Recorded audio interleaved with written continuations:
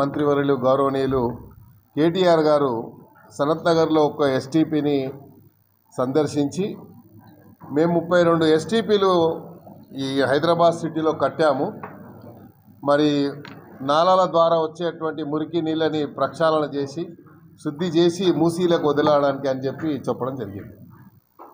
చెప్తూ ఇంకో మాట ఏం చెప్పారు వారంటే, ఇప్పుడు మళ్ళా వీళ్ళు మూసీ ప్రక్షాళన ఎందుకు, మూసీకి మళ్ళీ కొత్త ప్రణాళిక ఎందుకు సిద్ధం చేస్తున్నారు, ఇందులో ఏం మతలబు ఉంది అని చెప్పి ఒకటి, బాబు ఇందులో ఏం మతలబు ఉంది అని అంటున్నారు.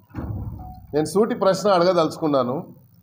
గతంలో గౌరవ ముఖ్యమంత్రి గారు కేసీఆర్ గారు ఉన్నప్పుడు మూసీ ప్రక్షాళనకు మూసీ బోర్డు ఒకటి ఏర్పాటు చేసి దానికి 10,000 కోట్ల రూపాయలు వెచ్చించాలని, మూసీ ప్రక్షాళన జరగాలని, ఏదైతే మూసీ అనేది మన వికారాబాద్ నుంచి వస్తున్నటువంటిది కానీ ఈ హైదరాబాద్ చుట్టుపక్కల ఉన్నటువంటి చెరువుల ద్వారా వచ్చేటువంటి మురికి నీళ్లు కానివ్వండి, హైదరాబాద్ నగరం నడిబొడ్డున ఉన్నటువంటి హుస్సేన్ సాగర్ మరి ట్రీట్మెంట్ ప్లాంట్, దాని పక్క కూడా 2 ట్రీట్మెంట్ ప్లాంట్ పెట్టడం జరిగింది. ఇవన్నీ కూడా ప్రక్షాళన చేసి మూసీలకు వచ్చే వాటర్ అంతా కూడా మరి ఫిల్టర్ అయ్యి రావాలనేది ఆలోచన.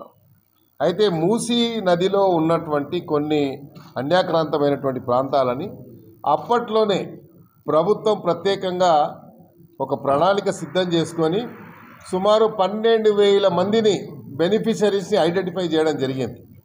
ఆ 12,000 మందికి డబుల్ బెడ్రూమ్లు ఇవ్వడానికి ఆ బెనిఫిషరీస్ మొత్తం కూడా ప్రభుత్వం రికార్డులో ఉంది.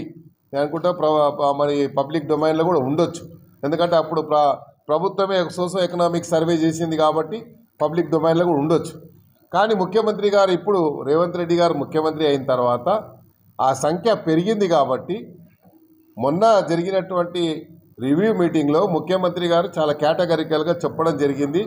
12,000 అయితే సరిపోదు, 16,000 మందికి ఇవ్వాలి అని చెప్పి ముఖ్యమంత్రి గారు ఒక నిర్ణయం తీసుకొని దానికి కావాల్సినటువంటి ప్రణాళిక ఆల్రెడీ సిద్ధమైంది. రెడీగా ఉన్నటువంటి ఇళ్ళని ఎలా పొజిషన్ ఇవ్వాలనేది వారికి చర్చించిన తర్వాత చేయాలని ఎవరికి ఇబ్బంది కలగకుండా. కానీ నిన్న కేటీఆర్ గారు ఏం చెప్పారు, ఇప్పుడు గుడిసెలన్నీ గులగొడతా ఉన్నారు, రేపు మూసీ దగ్గరికి హైడ్రా వస్తుంది, మూసీ పరివాహక ప్రాంతాల్లో ఉన్నటువంటి వాళ్ళందరూ అప్రమత్తంగా ఉండండి అని రెచ్చగొట్టే ఒక ఇది. అంటే ప్రతి సందర్భంలో కూడా రాజకీయ లబ్ధి పొందడానికి మీరు చేస్తున్నటువంటి ఈ ప్రయత్నము మేము తీవ్రంగా ఖండిస్తున్నాము. ఇది హైదరాబాద్ సిటీ, నువ్వు ఒకప్పుడు చెప్పేవాడు, మేము కూడా సంతోషించే వాళ్ళం, హైదరాబాద్ విశ్వనగరం కావాలని, గ్లోబల్ సిటీగా గుర్తింపు పొందాలని, హైదరాబాద్ సిటీ ఇంత అభివృద్ధి చెందితే మనందరికీ పేరు వస్తుందని, వచ్చేటువంటి మల్టీనేషనల్ కంపెనీలు వస్తాయని చెప్పిన వ్యక్తియే ఈరోజు మీరేం చెప్తున్నారు, మీరు రెచ్చగొట్టే మాటలు మీరు మాట్లాడి ప్రజల్ని భయాందోళనకు గురి చేసేటువంటి కుట్ర ఏదైతే జరుగుతుందో దానికి ఇదిగానే ఈరోజు ఈ యొక్క ఎస్టీపీ 2009లో డాక్టర్ వైఎస్ రాజశేఖర రెడ్డి గారి చేతుల మీదుగా ఇది ప్రారంభించడం జరిగింది. 339 MLD ఉన్నటువంటి ఈ ట్రీట్మెంట్ ప్లాంట్ ఏషియాలోనే బిగ్గెస్ట్ ఎస్టీపీ, ఇది ఏషియాలోనే బిగ్గెస్ట్ ఎస్టీపీ. అదేవిధంగా మేము చూపించాం, ఇప్పుడు బిఫోర్ మరి ఫిల్టర్ కాకముందు, ఫిల్టర్ అయిన తర్వాత నేను మా రోహన్ రెడ్డి గారు చూపించాము ఎలా ఉంటుంది అని, ఎలా పోతుందని చూపించాము.